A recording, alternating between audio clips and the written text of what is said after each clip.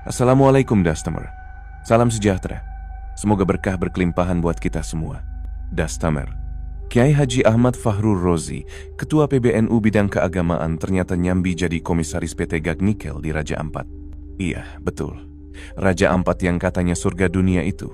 Yang kita bangga-banggain di brosur pariwisata dan khutbah-khutbah ramah lingkungan. Lucunya, nggak banyak media yang sorot ini secara tajam. Cuma nongol sebentar. Ditutup dengan kalimat sakti. Ini urusan pribadi, tidak mewakili PBNU. Lah terus kita ini dibilang goblok apa? Nama NU dipakai, jabatan NU nempel. Giliran dikritik. Ini pribadi, jangan bawa-bawa ormas. Kalau gitu, ya mundur aja dari kursi PBNU baru masuk ke tambang. Biar jelas. Nggak bikin nama organisasi jadi bahan pertanyaan. Apalagi, ini bukan sekadar nambang batu bata. Ini nikel, bos. Komoditas panas yang sekarang lagi rebutan Cina, Amerika, dan investor dalam negeri yang siap sikat tanah adat kalau perlu. Lah, iya ada steamer. Namanya juga manusia, pasti punya dua sisi.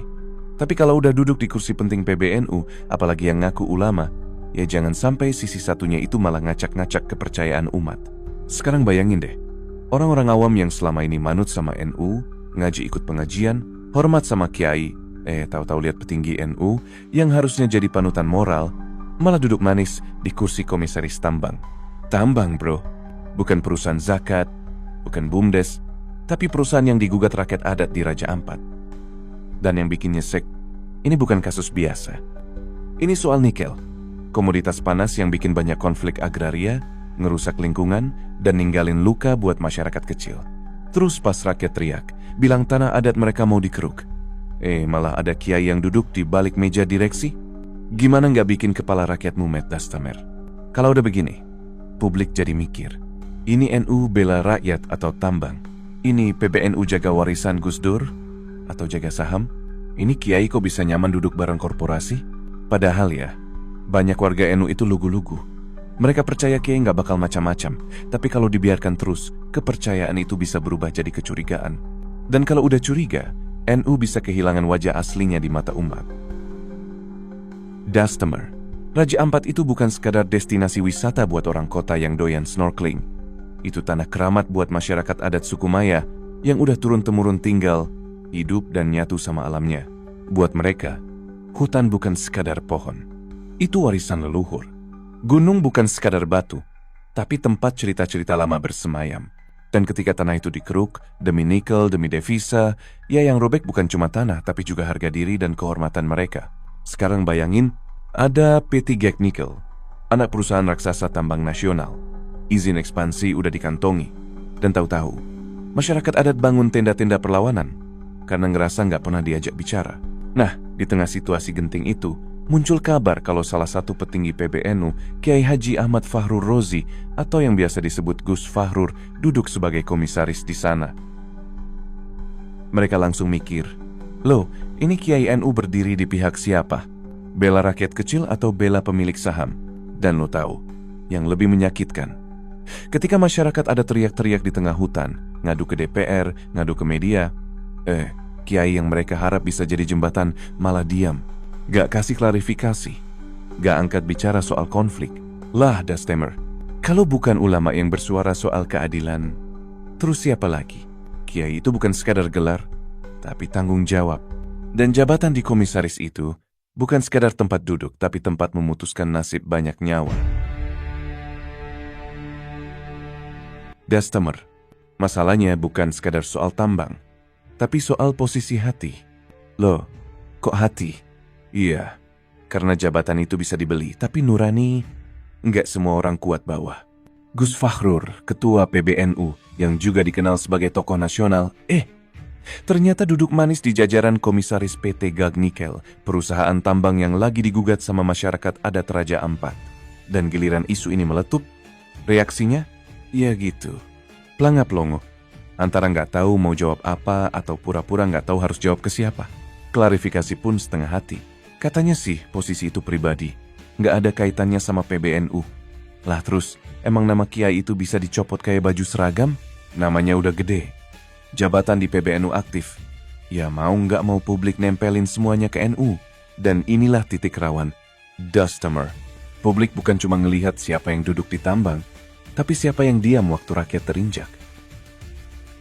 Loh, bukannya dulu NU itu dikenal sebagai pembela wong cilik? Sekarang malah ada kiainya yang diam waktu rakyat dikibuli. Jadi pertanyaan kita, kalau posisi komisaris itu bukan buat lindungi rakyat, lalu buat apa? Kalau cuma jadi boneka tanda tangan, ya mending pulang ngaji aja deh. Kalau niatnya buat pengaruh dari dalam, kenapa nggak dari awal berdiri bareng masyarakat adat? Dan yang paling disayangkan, Dastamer, bukan cuma soal individu. Tapi karena satu orang yang duduk di tambang, yang kena getahnya justru PBNU se-Indonesia Raya. Publik langsung nyeletuk. Lah ini, NU kok sekarang mirip-mirip partai. NU yang dulu dikenal ngebela wong cilik, petani, nelayan, buruh, sekarang dicurigai malah ikut-ikutan makan dari perut tambang. Akhirnya, banyak orang bukan lagi nyebut PBNU sebagai pengurus besar Nahdlatul Ulama, tapi jadi pengurus bose numpang urip, alias selama bisa hidup nyaman, ya urusan rakyat mah belakangan. Dulu, Gus Dur kalau ngomong bisa bikin penguasa gemeter. Sekarang, tokoh PBNU malah bikin rakyat ngerasa sendirian. Bukan ngajak jihad sosial, tapi malah sibuk jaga posisi strategis di perusahaan yang jelas-jelas lagi bersengketa sama masyarakat adat. Lah terus kita ini umat diajak ngaji soal akhlak, tapi pemimpinnya sibuk akhlaknya dinegosiasi? Katanya tafakhufidin. Tapi yang dipahami malah cara aman dapat gaji dari komisaris? Bukan soal anti pada organisasi, tapi soal krisis teladan. Karena NU itu bukan sekadar struktur, NU itu ruh. Kalau yang bawa ruhnya malah sibuk cari cuan, yang bawa-bawa jadi bingung, ini ngikutin ulama atau ngikutin aroma kekuasaan. Dan akhirnya, kita sampai pada titik yang paling krusial Dastamer, yaitu krisis kepercayaan. Karena kalau dulu orang NU bangga bawa nama organisasi kemana-mana, sekarang mereka mulai mikir dua kali.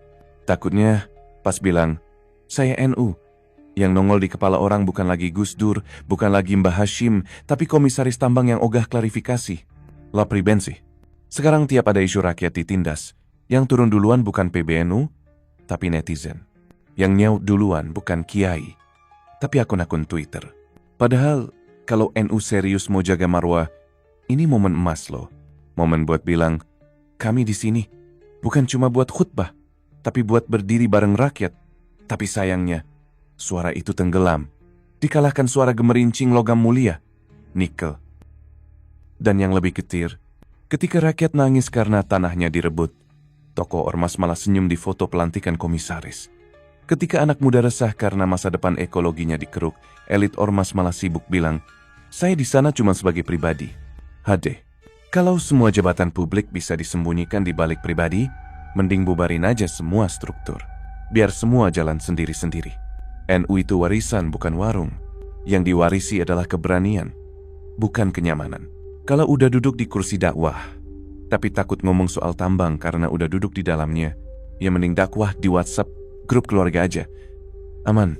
Dan sekarang, Dastamer, tugas kita bukan cuma nontonin ini semua, tapi terus ingat dan catat bahwa organisasi sebesar NU bisa goyah, bukan karena serangan luar, tapi karena diamnya yang di dalam. Makanya, Dastamer, ini bukan soal benci sama NU, bukan pula soal cari-cari kesalahan kiai. Ini soal nyelamatin wajah umat, biar nggak terus-terusan dikeruk, dibungkam, dan dijual atas nama tugas mulia. Karena kalau ormas keagamaan sebesar NU gak bisa jaga jarak dari tambang, dari politik praktis, dari lingkaran kekuasaan yang rakus, ya siapa lagi yang bisa jadi penyeimbang suara rakyat? Kita butuh NU yang tegak, bukan yang teguk. NU yang bisa ngomong benar meski pahit, bukan yang malah pilih manis demi jabatan. NU yang bisa nahan godaan jadi alat negara, bukan malah sibuk berebut posisi komisaris. Dulu Wali Songo nyebarin Islam lewat hati, bukan lewat tambang. Dulu para kiai ngajarin hidup jujur, bukan nyambi cari cuan dari bumi yang disakiti. Dan kalau sekarang ada yang bilang, lah, gak semua kiai gitu kok. Ya betul, tapi jangan lupa, gak semua orang bisa bedain mana yang masih amanah, mana yang udah keblinger. Dan tugas kita, generasi muda, santri, masyarakat biasa bukan cuma tunduk, tapi juga jaga agar ruh perjuangan NU tetap hidup, tetap waras, tetap berpihak ke wong cilik.